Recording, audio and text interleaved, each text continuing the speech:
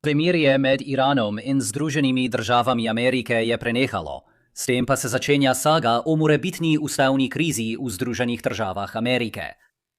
Da včeraj se je z nizom dogodkov začelo razpadanje premirja. Združene države Amerike so dan prej napovedale projekt Project Freedom, namenjen evakuaciji plovil ujetih v Hormuški ožini. Nato je prišlo do eksplozije na plovilu pod južnokorejskim upravljanjem. Poleg tega je Trump napovedal, da so Združene države Amerike sestrelile 7 hitrih čolnov na tem območju, potem ko so očitno predstavljali grožnjo delu ameriške flote. CENTCOM pa je namesto tega povedal, da je šlo za 6 čolnov. Prav tako trenutno ni jasno, ali je Trump uporabil neprimerne besede, ali pa ima Iran neko skrivno tehnologijo, ki omogoča, da se njihove hitre čolne sestrelijo, namesto preprosto potopijo. Prav tako je zagrozil, da bo Iran izbrisal z obličja Zemlje.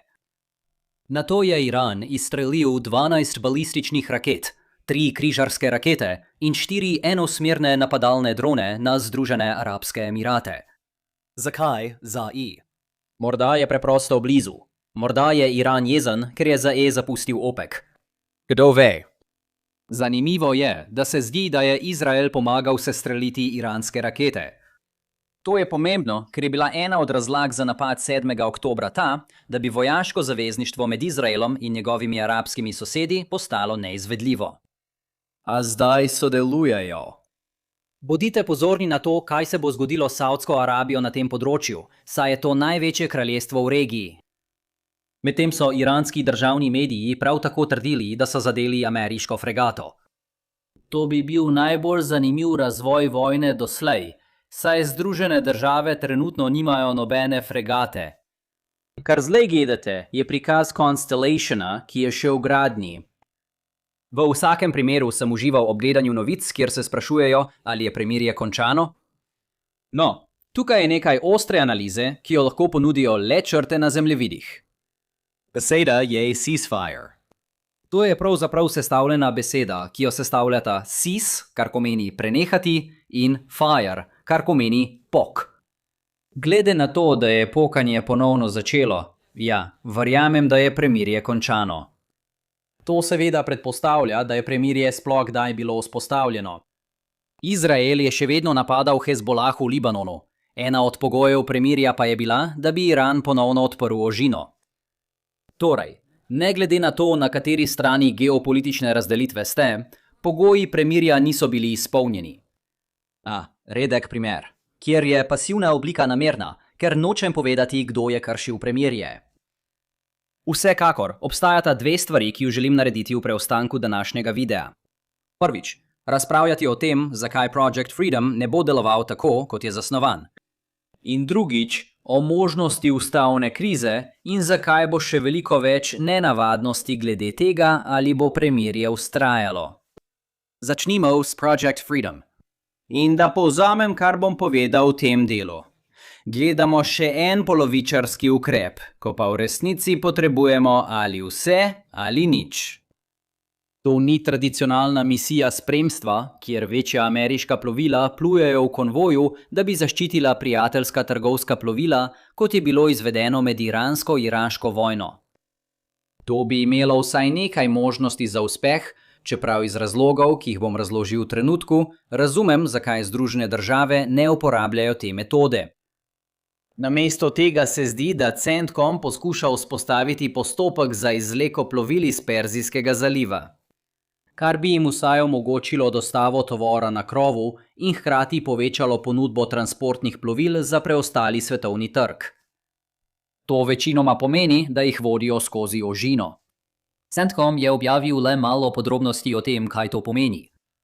Prepričan sem, da je del tega zagotoviti, da je ameriška mornarica obveščena o nameravanem prehodu in lahko nudi podporo, ki jo je pripravljena dati. Del tega je verjetno tudi usklajevanje z ameriško mornarico glede poti, ki je bila nedavno pregledana in očiščena min. Del tega je lahko tudi zagotavljanje konkretne pomoči, če se pojavi grožnja, pa naj bo to prek dronov ali morda helikopterja. A največji del tega je molitev, da se bodo ladjarske družbe odločile za ta načrt, saj je aktivna obramba minimalna. Imeli bi več zaupanja v njihovo varnost, če bi bile težko oborožene ladje tik ob njih, vendar mornarica očitno ni zainteresirana za spremstvo, verjetno zato, ker je to preveč nevarno. Če je to preveč nevarno za mornarico, kaj to pove o tveganju za civilna plovila? Medtem ima Iran vse razloge, da napade ta plovila. Dokler Združene države blokirajo ožino za plovila, povezana z iranskimi pristanišči, Iran nima veliko interesa za mir, kot je vzpostavljen. Na to temo bomo morali podrobneje pogledati kasneje, vendar ni skrivnost, kako doseči, da je dogovor izvršljiv. Obe strani morata imeti lasten interes, da ga spoštujeta, kar pomeni, da je boljši od alternative, torej vrnitve v vojno. Trenutno to za Iran ni boljše kot vrnitev k bojevanju. Ko govorimo o bojevanju, je celovita rešitev za Združene države, da ustrezno zmanjšajo iranske zmogljivosti vzdolž obale, kar se je pravzaprav šele začelo v času prekinitve ognja. 3 tedne kasneje je verjetno vse dosedanje delo tam izničeno. Še vedno menim, da je ta naloga vojaško izvedljiva za Združene države, vendar zahteva zavezanost, kar pomeni stroške, čas in tveganja. Torej se pojavi globje vprašanje. Zakaj Združene države ne nosijo teh stroškov, ne porabljajo tega časa in ne prevzemajo teh tveganj? Prepričan sem, da ste v zadnjem času slišali veliko odgovorov na to uganko. Osredotočimo se na tistega, ki je prišel v ospredje v zadnjih 2 tednih. Vrnimo se v leto 1973. V Vietnamu ni šlo dobro. Kongres je postal frustriran, ker so Združene države zadnje desetletje vodile vojno, ki je zakonodajni organ še ni razglasil. Zato je resolucija o vojnih pooblastilih poskušala omejiti izvršno oblast in predsedniku naložila, da mora v 60 dneh po začetku konflikta pridobiti odobritev kongresa. Nixon je vložil veto na rezolucijo, saj jo je označil za protiustavno poseganje kongresa po oblasti, vendar sta imela predstavniški dom in senat več kot 2/3 večino, da sta lahko preglasovala predsednika. Postala je zakon. Od takrat so predsedniki še vedno zavračali resolucijo o vojnih pooblastilih kot protiustavno kršitev prenosa nadzora nad vojsko na izvršno oblast.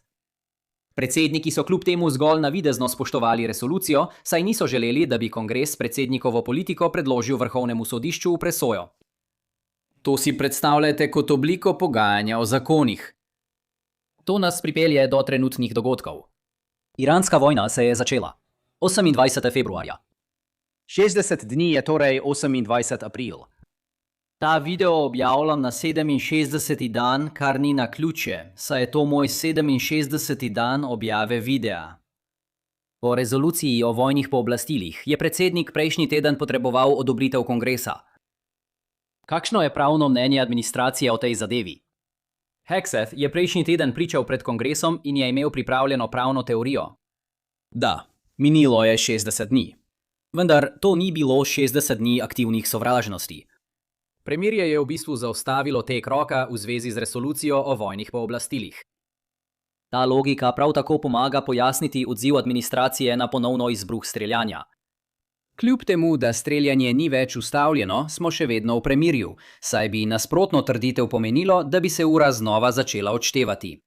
25. maj bi bil novi rok, če bi do tega prišlo. Kaj se zgodi potem? Recimo, da se streljanje nadaljuje skozi to obdobje. Ali pa je morda nekaj dni, ko strani spoštujejo de facto premirje. Toda v vsakem primeru je do junija minilo 60 dni dejanskih spopadov. Kaj potem? Za začetek si ne predstavljam, da bi Trumpova administracija za to skrbela. Pravzaprav me je presenetilo, da je Hegseth pričal tako, kot je. Predvideval bi, da bi administracija trdila, da resolucija o vojnih pooblastilih zajema le 60 dni neprekinjenih sovražnosti. Torej, če traja 59 dni, nato sledi premirje, potem pa se vojna ponovno začne, bi imeli še dodatnih 60 dni, preden začne veljati naša 60-dnevna omejitev. Namesto tega bi lahko Trump sprejel isto teorijo, kot jo je predstavila Obamova administracija v zvezi z Libijo. Rezolucija o vojnih pooblastilih tukaj ne velja, ker ni ameriških vojakov na terenu, zato je tveganje za ameriško osebje minimalno. Vendar je tudi Barack Obama trdil, da Združene države niso glavna bojujoča se stran, temveč da imajo podporno vlogo za libijske upornike, česar Trump ne more trditi, saj so Združene države tam postavile voz pred konja. Kar zadeva neposredno posredovanje kongresa, tukaj ne pričakujem veliko. Oba doma ostajata pod nadzorom republikancev. In čeprav je vojna izjemno nepriljubljena, še vedno nismo videli večjega števila republikancev v kongresu, ki bi se oddaljili od administracije.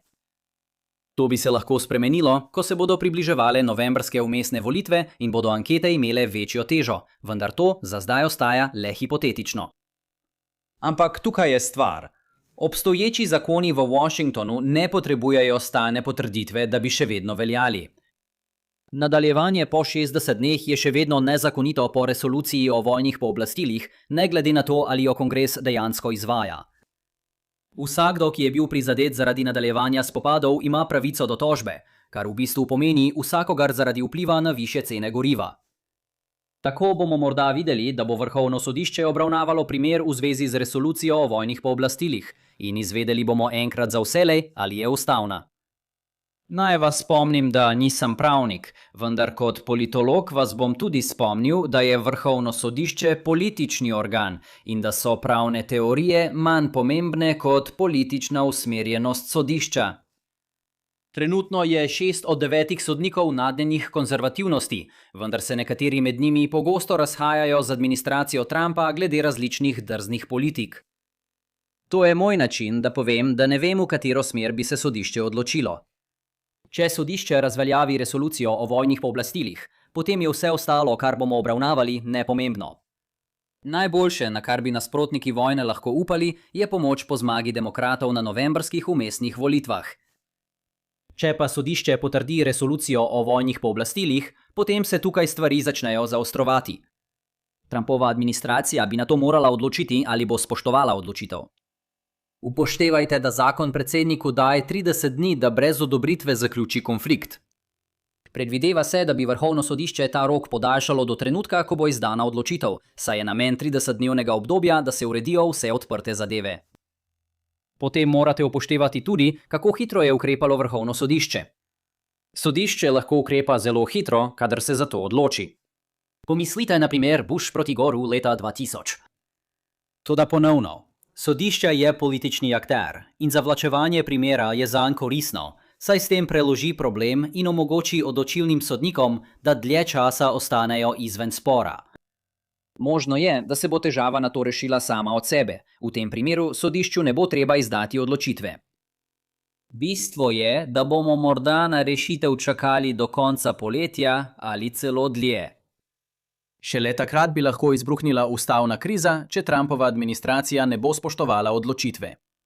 Zadnja stvar, ki jo bom tukaj omenil, je, da bo imel Trump težave z nadaljevanjem vojne, če Vrhovno sodišče nedvoumno razglasi resolucijo o vojnih pooblastilih za ustavno, kongres pa ne odobri nadaljnjih ukrepov. Takrat bodo kongresne vmesne volitve tik pred vrati.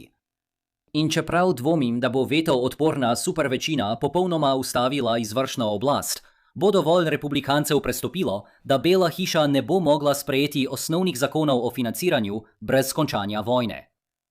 Imaš tudi manjšo težavo, da ameriška vojska prisega na ustavo, ne na predsednika. Začeli boste dobivati tudi številne odstope z visokih položajev, kar bo ustavilo vsak napredek v Iranu in to za ceno ohromitve ameriške vojske za celo generacijo. Torej, kakšne so naše ključne ugotovitve za danes? Premirje se je za zdaj končalo, kljub zanikanjem nasprotnega. Novi ameriški poskusi, da bi ladje spravili skozi ožino, bodo težko ponovno vzpostavili normalen promet. In kmalu se bo začel veliko večji boj glede resolucije o vojnih pooblastilih. Medtem si lahko ogledate vse ostale nore stvari, ki so se zgodile na Bližnjem vzhodu, tako da si ogledate ta seznam predvajanja. Če vam je bil današnji video všeč, ga prosim všečkajte, delite in se naročite na kanal. In se vidimo naslednjič. Pazite nase. Ne morem potrditi niti zanikati, ali imamo kamikadze delfine. Lahko pa potrdim, da jih oni nimajo.